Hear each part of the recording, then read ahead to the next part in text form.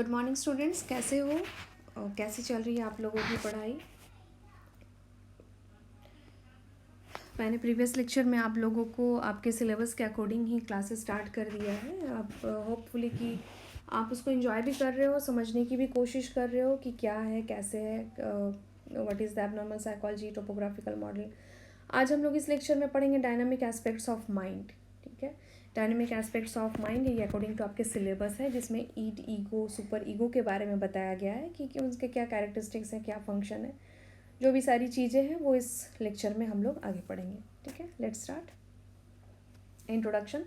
Sigmund Freud was the founder of School of Psychoanalysis. Freud's psychoanalysis was the original psychodynamic theory. Psychodynamic approach includes all the theories in psychology that focus on human functioning based upon the interaction of drives and forces within the person, particularly unconscious and between the different structures of the personality. इसके पहले classes में मैंने बताया था कि Sigmund Freud जो है वो साइको एनालिसिस के फाउंडर हैं।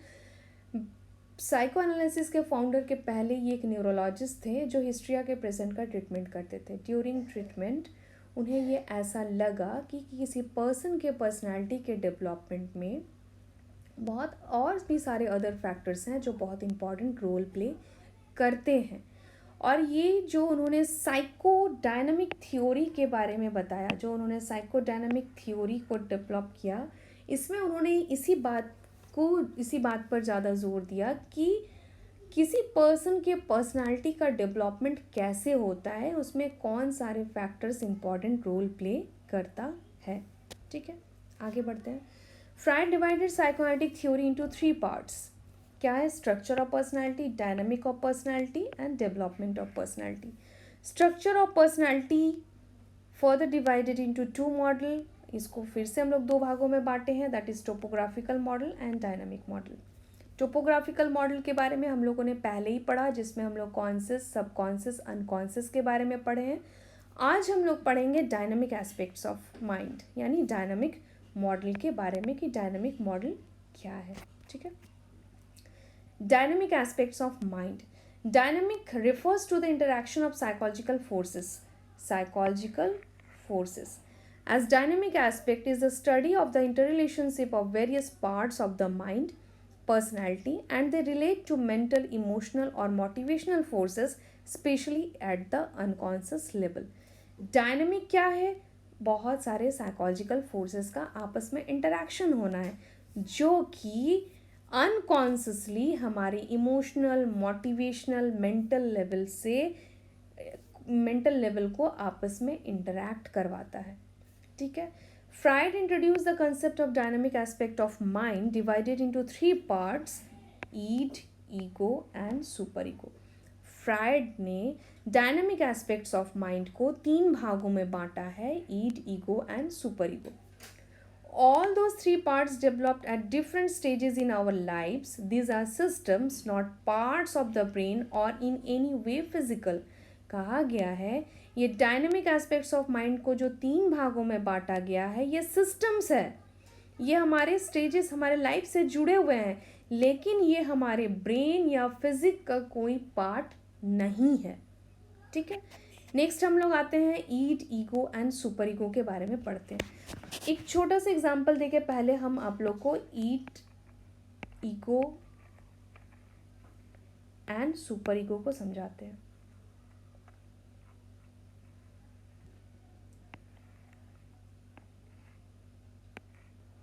ईड क्या है? डेविल। ये क्या है? Super ego, fairy. And ego क्या है? Human being. ईड क्या होता है? किसी इंसान में देखना कोई ऐसे डिजायर्स होते हैं जो अनएक्सेप्टेबल होते हैं, जिसको हम एक्सेप्ट नहीं करना चाहते, मतलब नहीं कर सकता है सोसाइटी या हमारे फैमिली वाले, लेकिन फिर भी हम उस डिज़ायर को फुलफिल करना चाहते हैं बाई हुक बाई क्रुक। मुझे कैसे भी वो चीज़ चाहिए ही चाहिए, चाहे उसके लिए कितनी भी तकलीफ़ें झेलना पड़े, बट मुझे वो चाहिए। ठीक है, जैसे छोटा सा एग्जांपल देते हैं कि किसी लड़के को एक बाइक ज़रूर चाहिए, उसको इन सब चीज़ों से कोई मतलब नहीं कि उसका घर का इकोनॉमिक कंडीशन कैसा है, उसके घर में कितने सारे और भी भाई बहन हैं, सबको सबके हर चीज़ों की फुलफ़िल करते हुए उसके लिए बाइक वो मिल सकता है नहीं मिल सकता, उन सारी चीज़ों से उसको कोई मतलब नहीं है। बाइक चाहिए, आइदर फादर उसको ला के दे, आइदर वो फादर की पैसा चोरी करके ख़रीदे, आइदर किसी का नया बाइक चुरा ले, ये सारी हरकतें ईड करवाता है। ईड को इससे कोई मतलब नहीं है कि उसके इस काम में ये जस्टिफाइड है या अनजस्टिफाइड है, इनसे उसको कोई मतलब नहीं है। लेकिन सुपर ईगो क्या कहता है कि ये गलत है, हमें चोरी नहीं करनी चाहिए, अगर चोरी करते हैं तो ये सोशल नॉर्म्स के अगेंस्ट में है, अगर हम चोरी करेंगे तो हम क्रिमिनल्स कहलाएंगे। ठीक है, तो ईड चाहता है हमें चाहिए, सुपर ईगो कहता है नहीं ये गलत है। तो इन दोनों के बीच में बैलेंस करने का जो काम करता है वो काम है ईगो का। ईगो करता है, ईगो क्या करता है, ईगो का काम है ईड के डिजायर को फुलफिल करना, लेकिन सुपर ईगो के कॉन्टेक्स्ट में।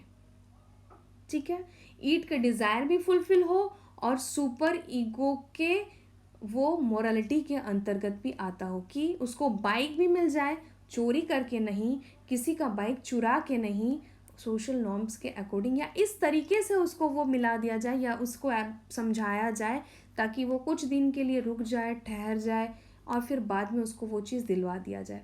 ये जो सारा बैलेंसिंग का काम है ये ईगो करता है, ये ईगो का काम है। ठीक है, तो अब हम लोग जानते हैं कि what is id. If it feels good then do it. Id क्या कहता है, अगर तुम्हें लगता है कि ये अच्छा है देन करो। ठीक, it is a biological component of personality, it's a inborn instinct which is unorganised, sexual, aggressive and disobeyed the rules. ठीक है, इड क्या है, ये एक बायोलॉजिकल कंपोनेंट है जो इनबॉर्न होता है बट ये अनऑर्गेनाइज्ड होता है। ठीक है, a inborn child have a full of id instinct. A inborn child में ईड इंस्टिंक्ट बहुत ज़्यादा होता है। जैसे देखना, एक टॉयज़ के दुकान में कोई बच्चा जाता है, उसको कोई मतलब नहीं है कि दुनिया उसको देख रहा है, बाहर वाले लोग, वो रोता बिलखता हुआ ज़मीन में गिर जाता है, मुझे वो खिलौना चाहिए तो चाहिए कैसे भी करके मुझे वो दिलाइए, बट मुझे वो चाहिए। उस टाइम पे ईड इंस्टिंक्ट काम करता है। इंस्टिंक्ट क्या है, it is a natural tendency that a organism, human और एनिमल, ऑर्गेनिज्म में ह्यूमन भी आ सकते हैं, एनिमल भी आ सकते हैं, रिएक्ट और behave in a particular way. Instinct क्या होता है, that is a natural tendency जो हमें किसी पर्टिकुलर वे में बिहेव करवाता है कि आपको इस तरीके से किसी भी सिचुएशन पर के लिए रिएक्ट करना है। नेक्स्ट आते हैं characteristics of id. The id is the only component of personality that is inborn. The id consists of all our primitive innate urges such as bodily needs, sexual desire and aggressive impulses. Id is completely unconscious. वो बच्चा जो ऐसा कर रहा होता है that is completely unconscious, उसे चाहिए कैसे भी, उसे कोई मतलब नहीं इन सब चीज़ों से, उसे रियलिटी से कोई मतलब नहीं है, उसको सिर्फ अपनी खुशी चाहिए, कैसे भी चाहिए। It's operate the pleasure principle, hedonistic principle. Id जो है प्लेजर प्रिंसिपल पर काम करता है। It demands immediate gratification, if the needs are not satisfied immediately tension anxiety are awkward. Immediate gratification, उस बच्चे को तुम कितना भी बहला फुसला लो कि हम बाद में दे देंगे, घर में ऐसे और भी खिलौने हैं, तुमको इसकी क्या ज़रूरत है, बट उसको उसी टाइम चाहिए होता है। अगर नहीं दोगे तो देखना वो इरिटेट करेगा, एग्रेसिव बिहेवियर करेगा, हाथ पैरों को जोर जोर से पटकेगा, चिल्ला के रोएगा। ठीक है, it is unconscious for this it has no relation with reality. चूँकि ये अनकॉन्शियस होता है इसलिए इसका रियलिटी से कोई संबंध नहीं होता है। ईड का फंक्शन क्या है, reflex action and primary action. There are basically two functions of id. In reflex action id protest against tension arouse sources through sneezing, coughing, blinking etcetera. Id क्या करता है, टेंशन से दूर करने के लिए इन सारे टेक्निक्स का इस्तेमाल करता है ताकि उसके डिज़ायर अगर फुलफिल नहीं होते हैं तो वो इस तरीके से अपने आप को डिफेंस करे। प्राइमरी प्रोसेस क्या है? According to Freud, it tries to resolve the tension created by the pleasure principle through the use of primary process of thinking. मतलब जिन चीज़ों को, ये थोड़ा स्टेज जब बड़ा होता है तब ऐसा होता है कि 6-7 साल के बच्चे में देखना कि वो आइसक्रीम खाना चाहता है, अभी चाहिए अभी चाहिए कहते रहता है, लेकिन नहीं मिलता है तो वो इमेजिनेशन करता है कि ऐसा होता, मेरे हाथ में वो आइसक्रीम होता, स्ट्रॉबेरी का फ्लेवर, अच्छा हम खा रहे हैं, कितना अच्छा फील हो रहा है। वो इमेजिनेशन करके अपने डिज़ायर को फुलफिल करता है। Such primary process involves forming a mental image of the desire object as a way of satisfying need. Ego क्या है? द मास्टर ऑफ रियलिटी, मतलब इसको वास्तविकता से मतलब होता है। Ego is the second dynamic aspect of mind. It is the control processing between id and super ego. पहले ही बताएं, ईड डेविल के रूप में काम करता है और यहाँ पे सुपर ईगो फैरी के तौर पर काम करता है। डेविल कहता है कि डेविल कहता है कि ये काम करना है, इससे किसको हार्म हो रहा है, मुझे हार्म होगा नहीं होगा इससे मतलब नहीं। लेकिन फेरी कहती है कि नहीं, ये काम मत करो, अगर ऐसा करोगे तो हार्म होगा, ये गलत है। इन दोनों के बीच में जो कंट्रोल प्रोसेसिंग का काम करता है, that is ego. when its unacceptable desires are not fulfilled, then it channelizes some more psychic energy into forming and developing an ego. जब ईड के अनएक्सेप्टेबल डिज़ायर्स फुलफिल नहीं हो पाते हैं, तब और ज़्यादा एनर्जी के साथ ईगो का फॉर्मेशन होता है। ईगो क्या काम करता है? उसके पहले उसके कैरेक्टरिस्टिक्स को जानते हैं। The ego is the component of personality that is responsible for dealing with reality. It is partly a conscious but not entirely. Ego deal effectively with a demand created by id, unfulfilled desire, want, wishes, etc. Ego क्या करता है? बहुत अच्छे से deal करता है कि ईड के अनएक्सेप्टेबल डिमांड्स को हम कैसे फुलफिल करें. Ego enables to be aware of the unconscious desire of the id and the external condition under which it must operate to meet. Ego क्या करता है? वैसे सिचुएशन को क्रिएट करता है या वैसे सिचुएशन के लिए वेट करता है जब ईड के अनएक्सेप्टेबल डिज़ायर्स को वो फुलफिल कर सकता है. Next, function of ego. There are some important function of ego. Those are as follows. First, the function of ego is to hold the id and check until condition allow for satisfaction of its impulses. Ego क्या करता है? ईड को रोके रखता है कि रुको तब तक के लिए जब तक कि वैसी परिस्थिति ना आ जाए जब तुम्हारे डिजायर्स को हम फुलफिल कर सके. Next, the ego operates according to the reality principle, which strives to satisfy the id's desire in realistic and socially appropriate ways. Ego क्या करता है? रियलिटी प्रिंसिपल पर काम करता है, वास्तविकता के आधार पर, जो ईड के डिज़ायर को फुलफिल तो करता है लेकिन अप्रोप्रिएट वे में, ताकि वो गलत ना हो, गलत ना दिखे. The ego try to maximise pleasure and minimise pain. Ego क्या करता है?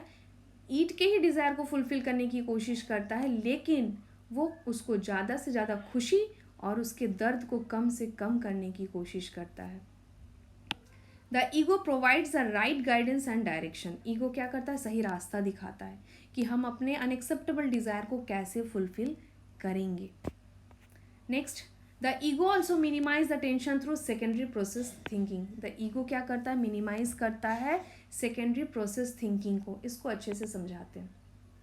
देखो, मान के चलो कि कोई इंसान मीटिंग में बैठा हुआ है, कंटिन्यूसली मीटिंग 2 घंटा 3 घंटा 4 घंटा चल रहा है. अचानक से उसके मन में आया कि मुझे बहुत ज़ोर से भूख लगी हुई है और मुझे खाना खाना है.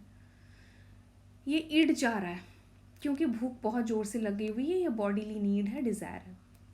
उसके मन में सडनली ये चीज़ आता है कि यहाँ से उठते हैं और भाग निकल चलते हैं, अब मीटिंग में जो हो रहा है देखा जाएगा बाद में आके. लेकिन सुपर ईगो कहता है कि ये गलत है, आप मीटिंग छोड़ के नहीं जा सकते हैं, एज ए अथॉरिटी आपको मीटिंग में बैठे रहना है. ईगो यहाँ पे क्या करता है? ईड एंड सुपर ईगो के बीच में बैलेंस करता है. कैसे? उस पर्सन को थोड़ी देर के लिए शांत करके वो बैठाता है. बैठाने के बाद क्या करता है ईगो? उसको, जो हम प्राइमरी प्रोसेस की बात किए थे, जैसे ईड में क्या करता है, प्राइमरली हम सोचते हैं, इमेजिन करते हैं, वही इमेजिनेशन वो उस टाइम पे करता है कि हम वहाँ पे रेस्टोरेंट में गए हैं और हम अपने हर वो चीज़ ऑर्डर किए जो मुझे पसंद है, मुर्ग पुलाव और ये वो एक्सेट्रा एक्सेट्रा, और जब ऑर्डर करेंगे तो हम ये खा रहे हैं, वो इमेजिन कर रहे हैं। देन जब उसका टाइम ओवर होता है, वो जाता है, निकलता है और अपने इमेजिनेशन के अकॉर्डिंग वही चीज़ें ऑर्डर करता है और वो खाता है, तब उसका ईड का जो डिज़ायर है वो फुलफिल हो जाता है। ईगो यही काम करता है क्या? Ego also minimise the tension through secondary process thinking. ये टेंशन को कैसे दूर करता है? जो ईट प्राइमरी प्रोसेस में इमेजिनेशन करता है उसको रियलिटी में फुलफिल कर देता है। ये काम ईगो का है। Next, in secondary process thinking, ego tries to find an object in the real world that matches the mental image created by its primary process. ठीक है, सेकेंडरी प्रोसेस यही है जिसमें उसको रियल वर्ल्ड से मैच करवाता है वो अपनी इमेजिनेशन को। ठीक, next, super ego. Super ego क्या है? The moral authority of personality. Moral, ये मोरलिटी की बात करता है।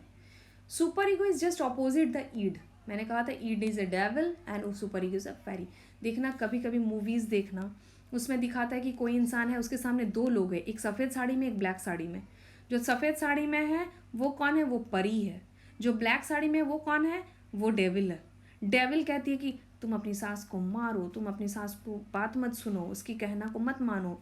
लेकिन फेरी क्या कहती है कि नहीं, तुम ऐसा मत करो, तुम्हारी माँ अगर वहाँ पे होती तो तुम क्या करती। ठीक है, ये सारे छोटे छोटे एग्जाम्पल्स है जो एवरीडे हमारे लाइफ के साथ हो रहा है। एवरीडे ईड ईगो सुपर ईगो हमारे साथ गेम कर रहा है, गेम प्ले हो रहा है हमारे साथ, और हम उसके अकॉर्डिंग बिहेव कर रहे हैं क्योंकि इंस्टिंक्ट है, बायोलॉजिकल प्रोसेस है, वो हमें रिएक्ट करने के लिए मजबूर करता है। ठीक है, it is identification process through which a child identify themselves with their parents. Super ego के सिचुएशन में, इस स्टेज में आके क्या होता है, बच्चे अपने पेरेंट्स के साथ खुद को आइडेंटिफाई करने की कोशिश करते हैं। Such type of identification teach a child what is justified और अनजस्टिफाइड, क्योंकि पेरेंट्स हमेशा हमें यही सिखाते हैं, ये मत करो ये गलत है, ऐसा करो ये सही है। This identification process is the beginning stage of super ego. यहीं से हमें ये चीज़ डेवलप करता है कि अगर हम चोरी करते हैं तो that is against of our social norms. ठीक है, characteristics of super ego. Super ego is the moral commander of personality. Super ego क्या करता है? मोरलिटी हमें कमांड करता है, पर्सनैलिटी को। According to Freud, the super ego begins to image at around age 5 में ही डेवलप कर जाता है super ego. It's guided by the idealistic principle. Ideal बनना है आपको, according to rule, according to social norms. Ideal क्या है? एक आदर्श व्यक्ति के रूप में जिसके अंदर ना कोई छल कपट चोरी पाप ये सारी चीज़ें ना हो। ये कौन सिखाता है? सुपर ईगो सिखाता है। Super ego divided into 2 parts. क्या है?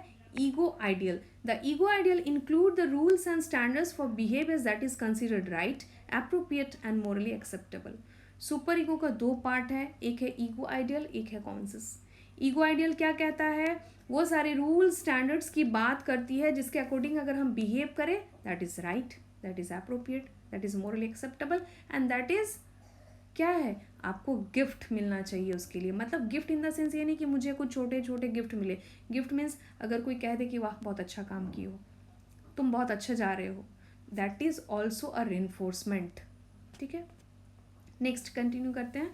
कॉन्साइंस। कॉन्साइंस क्या कहता है? The conscience includes all behaviour that is considered wrong, inappropriate and morally unacceptable. This behaviours are often punished और feelings of guilt. Super ego का एक और टाइप्स है, वो कहता है कि वो सारे व्यवहार जो गलत है, इनएप्रोप्रिएट है, मोरली अनएक्सेप्टेबल है, अगर वैसे व्यवहार हम करते हैं तो I will be punished, I will feel guilt. मुझे गिल्ट फीलिंग होता है कि मुझे ये काम नहीं करना चाहिए था, मुझे चोरी नहीं करनी चाहिए थी। उस वक्त समझ में नहीं आता है क्योंकि ईड हम पे हावी रहता है। ईड कहता है मुझे चाहिए तो चाहिए, जैसे मुझे फ़ोन चाहिए तो चाहिए, मुझे अपने फ्रेंड से रात में जग के बात करना है तो करना है। लेकिन जब कुछ दिन बीतता है, फिर जब उस फ्रेंड से मेरा ब्रेकअप हो जाता है, तब मोरलिटी हमें क्या कहता है? सुपर ईगो क्या कहता है? हमें नहीं करना चाहिए था, हमें अपने पेरेंट्स से छुप के बात नहीं करनी चाहिए थी। क्यों? क्योंकि मैंने अपने पेरेंट्स के कहना को नहीं माना। लेकिन जब ईगो इस वक्त, जब ईड ये काम करता है और सुपर ईगो कहता है मत करो, तब ईड बैलेंस करता है कि फ्रेंड ही तो है, कुछ दिन के लिए बात कर लिए तो क्या हो गया, हम ऐसा थोड़ी कुछ काम कर रहे हैं जिससे उसको हार्म हो या हमको हार्म हो। सिर्फ बात ही कर रहे हैं। इस तरीके से ईगो बैलेंस करने की कोशिश करता है ईड और सुपर ईगो के बीच में। Next, function of super ego क्या है? Super ego provides guidelines for making judgements. Super ego guideline provide करता है कि कैसे हम जजमेंट करें, सही गलत, मोरल इमोरल, ठीक है। Super ego teach us what is right और wrong. Super ego acts to perfect and civilise our behaviour. Super ego कैसे काम करता है? परफेक्टली काम करता है कि हम अपने बिहेव को ऐसा बना पाएं कि जो आइडियल हो, आइडियलिस्टिक हो, ठीक है। Next, the super ego suppress all unacceptable desire of the id. Super ego id के हर अनएक्सेप्टेबल डिजायर्स को क्या करता है? सप्रेस कर देता है। Next, super ego command ego to act upon idealistic standards rather than realistic principle. Super ego कहता है तुम रियलिटी के बारे में मत सोचो। वो ईगो को कहता है रियलिटी, वास्तविकता के बारे में मत सोचो कि एट प्रेजेंट ये काम अगर कर लेते हैं तो कुछ गलत नहीं है। तुम मोरालिटी के बारे में सोचो, तुम वैल्यूज़ के बारे में सोचो, क्या ये मेरे घर के नॉर्म्स के अकॉर्डिंग है। तो सुपर ईगो कमांड करता है कि तुमको ऐसे काम करना चाहिए, ठीक है। होप ये समझ में आया कि what is id, what is ego, super ego. ये इंग्लिश में ना बोल के हम हिंदी में इसलिए बोले कि कुछ स्टूडेंट्स ऐसे भी हैं जिसको शायद इंग्लिश में समझ में नहीं आया। नोट्स इंग्लिश में है, बोले हिंदी में है, तो इंग्लिश वाले के लिए अच्छा है कि वो इंग्लिश में, और जो हिंदी में स्टूडेंट्स है वो इंग्लिश नोट्स से उसको आप इजीली हिंदी में कन्वर्ट कर सकते हो। अब ये फिगर देखो क्या बता रहा है, नंबर ऑफ सर्कल के according 1 that is id, this is ego, and ये क्या है आपका सुपर ईगो। तो जहां पर आपका ईड का पोर्शन डोमिनेटिंग ज़्यादा है, ईगो का कम एंड सुपर ईगो लोअर, वहाँ पे क्या होगा? A pleasure seeking person dominated by id. यहाँ पे सिर्फ हम अपनी खुशी को देख रहे हैं, तो यहाँ हम अपने ईड से डोमिनेट हो रहे हैं। जहाँ पे आपका ईड से ज़्यादा एरिया कवर आपका सुपर ईगो कर रहा है, यानी a guilt feeling person dominated by super ego. Guilt feel होता है ना, बहुत सारे इंसानों में बहुत सारे काम करने के बाद बहुत ज़्यादा गिल्ट फील होता है। मुझे ऐसा नहीं करना चाहिए था, मुझे अपने दोस्त से बात बंद नहीं करना चाहिए था, मुझे अपने टीचर के साथ ऐसा मिसबिहेव नहीं करना चाहिए था, या मुझे अपनी माँ को ऐसा नहीं बोलना चाहिए था। वहाँ पर सुपर ईगो हमें डोमिनेट कर रहा होता है। लेकिन सिचुएशन ऐसा है जहाँ पर ईड ईगो, मतलब ईड सुपर ईगो बैलेंस्ड है ईगो के साथ, दैट इज साइकोलॉजिकली